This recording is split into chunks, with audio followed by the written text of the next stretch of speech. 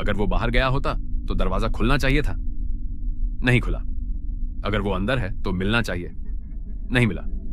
तीसरी मंजिल, एक कमरे का फ्लैट, एक दरवाजा, एक खिड़की। खिड़की के बाहर सिर्फ एक संकरी गली है जहां सिर्फ मेंटेनेंस का काम होता है। कोई एंट्री एग्जिट पॉइंट नहीं, दीवारें ठोस हैं, कोई शेड वॉल नहीं। बगल का फ्लैट बिल्कुल अलग है। रात 11 बजे एक आदमी अपने फ्लैट में गया, दरवाजा अंदर से बंद किया, चेन भी लगाई। बिल्डिंग के एंट्रेंस पर सीसीटीवी था, उस मंजिल पर नहीं। लेकिन बिल्डिंग में घुसने का सिर्फ एक ही रास्ता था और वो रिकॉर्ड में था। अगली सुबह 9 बजे उसका भाई आया, दरवाजा नॉक किया, कोई जवाब नहीं। दोबारा नॉक किया, फिर भी नहीं।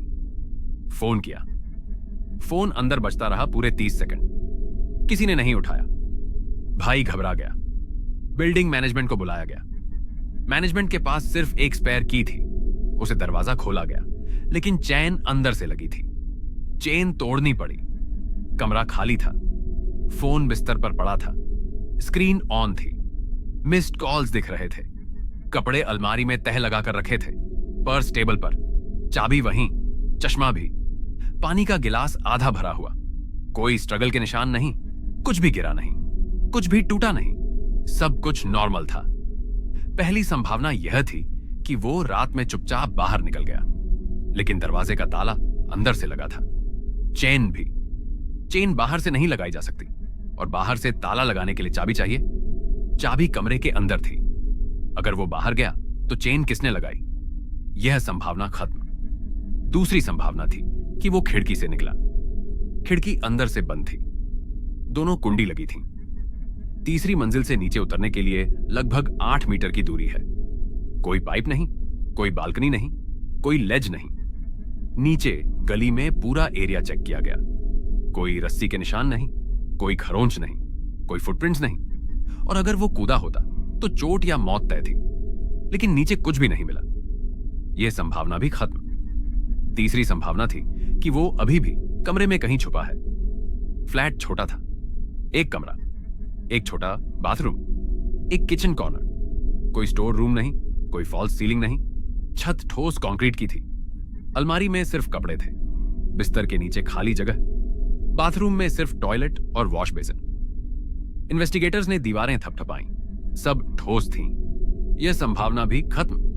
अब बचती है आखिरी संभावना, कोई अंदर आया और उसे ले गया, लेकिन कैसे?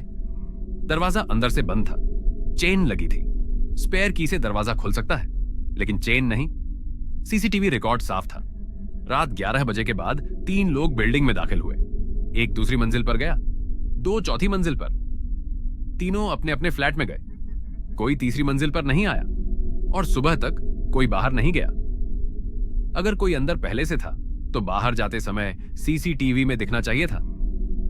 ऐसा कुछ नहीं दिखा। टाइमलाइन साफ है। रात 11 बजे वह सीसीटीवी में दिखा, अंदर गया। रात 11:20 उसने भाई को मैसेज किया, सो रहा हूं, कल बात करते हैं। उसके बाद कोई एक्टिविटी नहीं। सुबह 9 बजे दरवाजा बंद मिला, कमरा खाली, लगभग 10 घंटे। इस बीच कुछ हुआ, लेकिन क्या? बगल के फ्लैट में बुजुर्ग दंपति रहते हैं। उन्होंने कहा रात बिल्कुल शांत थी, कोई आवाज नहीं, कोई चीख नहीं, कोई हलचल नहीं। फोरेंसिक टीम ने कमरे को डिटेल में चेक किया। बिस्तर के पास कारपेट पर बारीक ग्रे धूल मिली, बहुत महीन।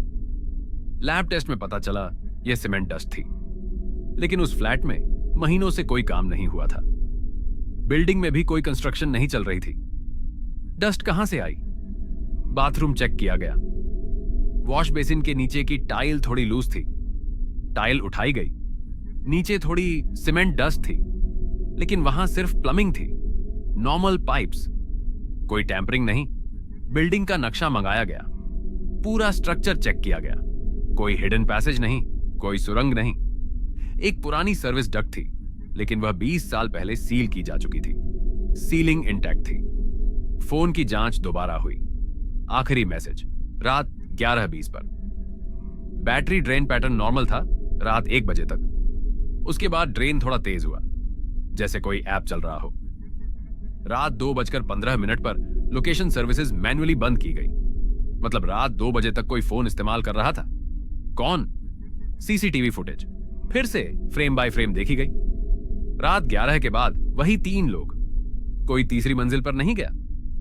एक पुरानी बात सामने आई। 3 महीने पहले उस फ्लैट में पेंटिंग का काम 3 हुआ था। पेंटर को कुछ दिनों के लिए एक्सेस दिया गया था। क्या उसने डुप्लीकेट की बनवाई? पेंटर को ट्रेस करने की कोशिश हुई। वह शहर छोड़ चुका था। फोन बंद था।